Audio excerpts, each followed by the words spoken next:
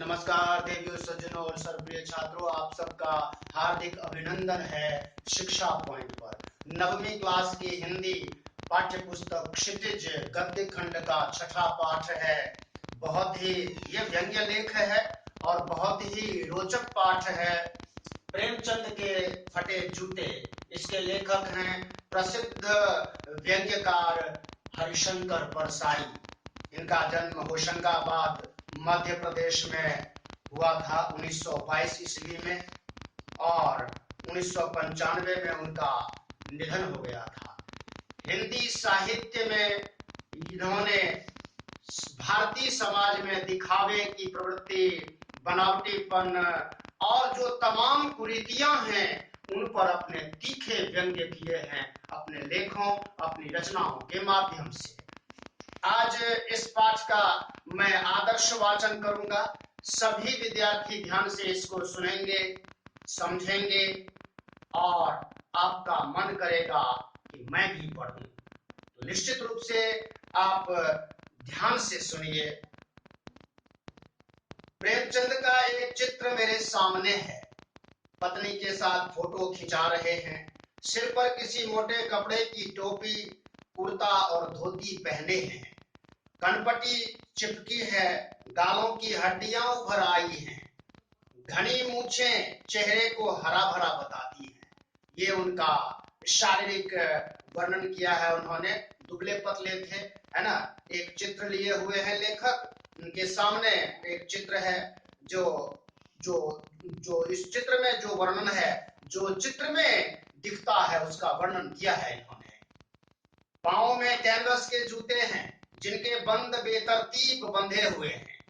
लापरवाही से उपयोग करने पर बंद के सिरों पर की लोहे की पतरी निकल जाती है और छेदों में बंद डालने में परेशानी होती है। तब बंद कैसे भी कस लिए जाते हैं।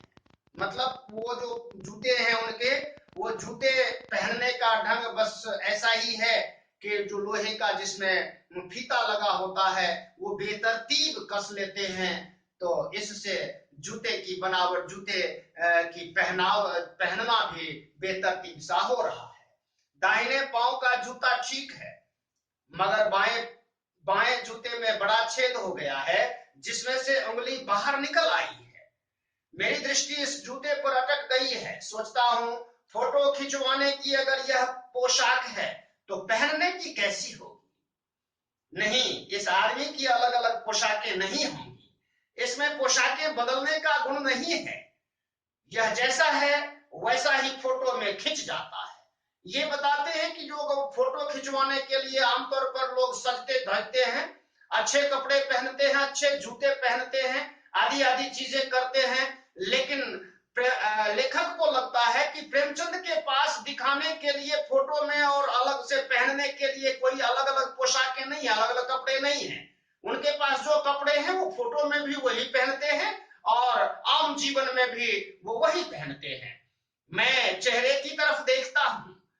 क्या तुम्हें मालूम है मेरे साहित्यिक पुरखे कि तुम्हारा जूता फट गया है और उंगली बाहर दिख रही है।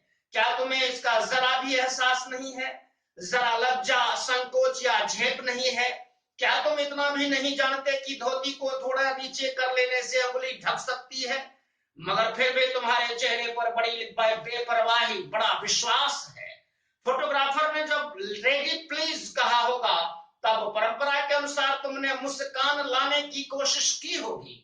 दर्द के गहरे कुएं के तल से तल में कहीं पड़ी मुस्कान को धीरे धीरे खींचकर ऊपर निकाल रहे होंगे कि बीच में ही क्लिक करके फोटोग्राफर ने थैंक यू कह दिया होगा। विचित्र है यह अधूरी मुस्कान।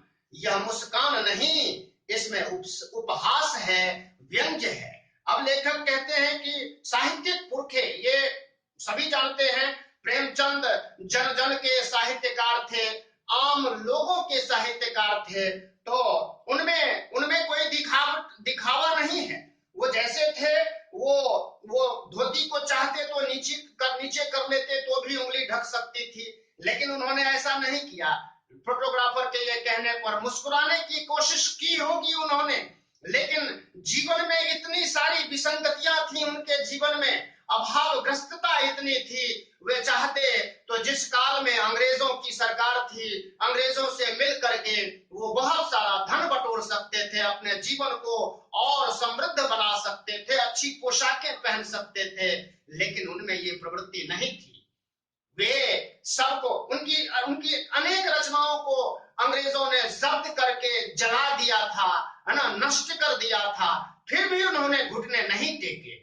ये मुस्कान जो अधूरी मुस्कान है उनकी, वही उपहास करती है, उसी पर व्यंग्य करती है, ऐसा लेखक को एहसास होता है।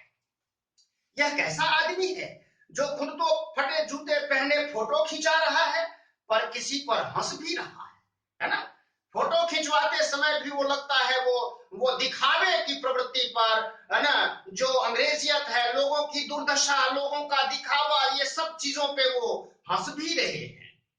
फोटो ही खिंचाना था तो ठीक जूते पहन लेते या ना खिंचाते, फोटो खिंचाने में क्या बिगड़ता था। शायद पत्नी का आग्रह हो और तुम अच्छा चल भाई कहकर बैठ गए होंगे, मगर यह कितनी बड़ी ट्रेजेडी है कि आदमी के पास फोटो खिंचाने के भी जूता ना हो, वो भी जूता ना हो। मैं तुम्हारी यह फोटो देखते देखते तुम्हारे क्लेश को अपने भीतर महसूस करके जैसे रो पड़ना चाहता हूं, मगर तुम्हारी आंखों का यह तीखा दर्द भरा व्यंग्य मुझे एकदम रोक देता है। प्रेमचंद का जीवन अभावग्रस्तता के कारण पत्नी ने कहा होगा, आग्रह किया होगा, चलो फोटो खिंचवा लेते हैं, चलो जैसे थे, जिस तरह की वेशभूषा में थे, जिन कपड़ों में थे, उन्हीं कपड़ों में चल पड़े होंगे फोटो खिंचवाने के लिए, अपनी खुशी, पत्नी की खुशी के लिए। लेकिन उनके ये एक विडंबना है, इतनी विडंबना है कि इतने बड़े साहित्यकार और जीवन में इतनी अभावग्रस्तता, इट्स ट्रूली ये बहुत ही दर्दनाक माहौल था, दर्दनाक बात है जो लेखक को अनुभव होता है। और आगे कहते हैं, तुम फोटो का महत्व तो नहीं समझते होते तो किसी से फोटो खिंचाने के लिए जूते मांग लेते। लोग तो मांगे के कोट से वर दिखाई करते हैं और मांगे की मोटर से बारात निकालते हैं। फोटो खिंचाने के लिए तो बीवी तक मांग ली जाती है, तुमसे जूते ही मांगते नहीं बने। तुम फोटो का महत्व नहीं जानते। लोग तो इत्र चुपड़ कर फोटो खिंचाते हैं जिससे फोटो में खुशबू आ जाए। गंदे से गंदे आदमी की फोटो भी खुशबू देती है। फोटो खिंचवाने की बात है, लोग क्या क्या नहीं मांग लेते हैं, जूते मांग लेते हैं, पोशाक मांग लेते हैं, गाड़ियां मांग लेते हैं और बहुत सारी चीजें सिर्फ और सिर्फ दिखावे के लिए करते हैं। लेकिन प्रेमचंद ने ऐसा कुछ नहीं किया। फोटो खिंचवाना था, जैसे थे वैसे ही फोटो में आ जाना चाहते थे, है ना। और वो फोटो का महत्व तो नहीं समझते। फोटो में सभी लोग अच्छा दिखना चाहते हैं, भाई खुशबू डालते हैं ताकि फोटो में भी खुशबू आ जाए, फोटो भी खुशबूदार हो जाए। लेकिन प्रेमचंद की ऐसी सादगी थी कि उन्होंने ऐसा कुछ करना बेहतर नहीं समझा। जो अपने पास है, किसी से मांगना तो उनके जीवन में था ही नहीं। जो था, जैसा था, जितना था, अभाव था तो अभाव में ही जी रहे थे। जैसी धोती, जैसे कुर्ते, जैसे जूते थे, फटे थे तो फटे ही पहन लेते थे। ये सादगी है, यही इसलिए तीखा व्यंग्य है इस पाठ में कि जो दिखावा करते हैं उस पर ये तीखा व्यंग्य है। टोपी 8 आने में मिल जाती है और जूते उस जमाने में भी 5 रुपए से कम में क्या मिलते होंगे। जूता हमेशा टोपी से कीमती रहा है। अब तो जूते की कीमत और बढ़ गई है और एक जूते पर 2500 टोपियां न्यौछावर होती हैं। तुम भी जूते और टोपी के आनुपातिक मूल्य के मारे हुए थे। यह विडंबना मुझे इतनी तीव्रता से पहले कभी नहीं चुभी जितनी आज चुभ रही है। मैं तुम्हारा फटा जूता देख रहा हूं। तुम महान कथाकार, उपन्यास सम्राट, युग प्रवर्तक, जाने क्या क्या कहलाते थे, मगर फोटो में भी तुम्हारा जूता फटा हुआ है। ये विडंबना थी। इतने महान कथाकार, उपन्यासकार, कलम के सिपाही और टोपी, जूते से लोगों की हैसियत परखी जाती है भाई, पहनावे से लोगों की हैसियत परखी जाती है। ये विडंबना है। मेरा जूता भी कोई अच्छा नहीं है, जो ऊपर से अच्छा दिखता है, अंगुली बाहर नहीं निकलती, पर अंगूठे के नीचे तला फट गया है, अंगूठा जमीन से घिसता है और पैनी मिट्टी पर कभी रगड़ खाकर लोलुहान हो जाता है। पूरा तला गिर जाएगा, पूरा पंजा छिल जाएगा, मगर अंगुली बाहर नहीं दिखेगी। तुम्हारी उंगली दिखती है पर पांव सुरक्षित है, मेरी उंगली ढकी है पर पंजा घिस रहा है। तुम पर्दे का महत्व तो नहीं जानते, हम पर्दे पर कुर्बान हो रहे हैं। ये कहा है, ये जूते में ये हैसियत है, लोगों की हैसियत दिखती है जूते से। ऊपर से लोग पैर घिसवा लेंगे लेकिन उंगली बाहर नहीं आने देंगे। लेकिन प्रेमचंद की को देखिए, अंदर के तलवे बिल्कुल सुरक्षित हैं, ऊपर से उंगली बाहर आ रही है, उनको कोई परवाह नहीं है। पर्दे का महत्व वो नहीं समझते, शायद वो जैसे हैं वैसे ही रहना पसंद करते हैं। आगे कहते हैं, तुम फटा जूता बड़े ठाठ से पहने हो, मैं ऐसे नहीं पहन सकता। फोटो तो जिंदगी भर इस तरह नहीं खिंचवाऊं, चाहे कोई जीवनी बिना फोटो के ही छाप दे। तुम्हारी यह व्यंग्य मुस्कान मेरे हौसले पस्त कर देती है। क्या मतलब है इसका? कौन सी मुस्कान है यह? क्या होरी का गोदान हो गया? क्या पूस की रात में नीलगाय हल्कू का खेत चढ़ गई? क्या सुजान भगत का लड़का मर गया क्योंकि डॉक्टर क्लब छोड़कर नहीं आ सकते? इन पंक्तियों में ये कहा है कि मैं लेखक कहता है कि मैं अगर अपनी फोटो खिंचवाऊं तो इस तरह से तो बिल्कुल ही ना खिंचवाऊं। हो सकता है ये होरी का गोदान, ये पूस की रात, ये उनकी कहानियां हैं और उनके किरदार हैं जिनकी उन्होंने बात की है। नहीं, मुझे लगता है माधो औरत के कफन के चंदे की शराब पी गया, वही मुस्कान मालूम होती है। ऐसी तीखी और व्यंग्य भरी मुस्कान जिसमें लोग दिखावे के लिए क्या क्या करते हैं। माधो कफन का एक बहुत बड़ा किरदार है, जो कि चंदे के रुपए से शराब पी जाता है, मदिरा पी जाता है, लेकिन औरत के कफन के इंतजाम को वो भूल जाता है। और मैं तुम्हारा जूता फिर देखता हूं, कैसे फट गया यह मेरी जनता के लेखक। क्या बहुत चक्कर काटते रहे? क्या बनिए के तकादे के से बचने के लिए मील दो मील का चक्कर लगाकर घर लौटते रहे?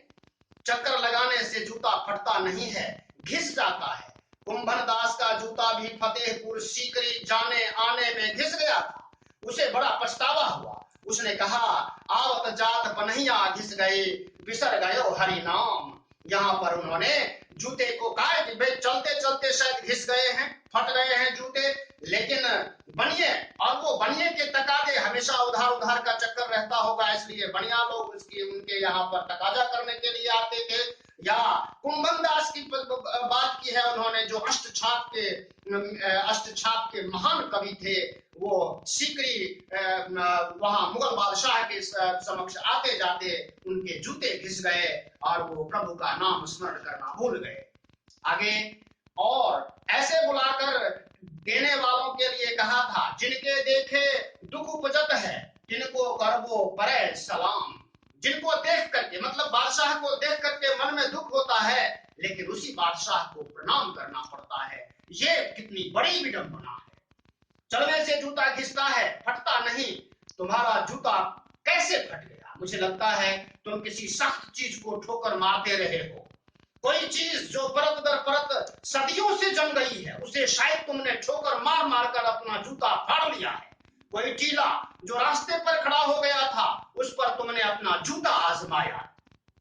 तुम उसे बचाकर उसके बगल से भी तो निकल सकते थे। इन पंक्तियों में यह कहा है कि जो सदियों से भारत की गुलामी है, उस गुलामी में अपने कलम रूपी जूते से उन्होंने ठोकरें मारी हैं। मानो ये कलम से लिखते लिखते वो लिखने की बात है, लेकिन यहाँ जूते की बात कर रहे हैं लेखक।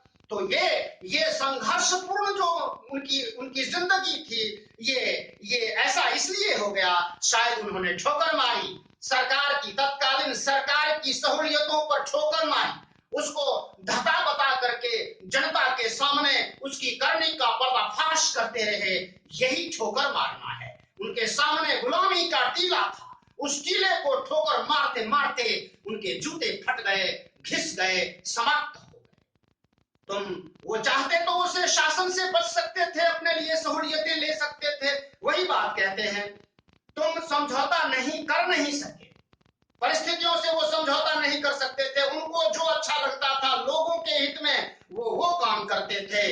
क्या तुम्हारी भी वही कमजोरी थी जो होरी को ले डूबी? वह नेम धर्म वाली कमजोरी, नेम धर्म उसका भी जंजीर थी।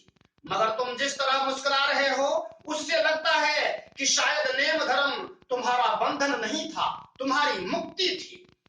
तुम्हारी यह पांव की अंगुली मुझे संकेत करती सी लगती है। जिसे तुम घृणित समझते हो उसकी तरफ हाथ की नहीं पांव की उंगली से इशारा करते हो। तुम क्या उसकी तरफ इशारा कर रहे हो जिसे ठोकर मारते मारते तुमने जूता फाड़ लिया? मैं समझता हूं, तुम्हारी उंगली का इशारा भी समझता हूं और यह व्यंग्य मुस्कान भी समझता हूं। तुम मुझ पर या हम सभी पर हंस रहे हो, उन पर जो उंगली छिपाए और तलवार घिसाए चल रहे हैं, उन पर जो टीले को बरकाकर बाजू से निकल रहे हैं।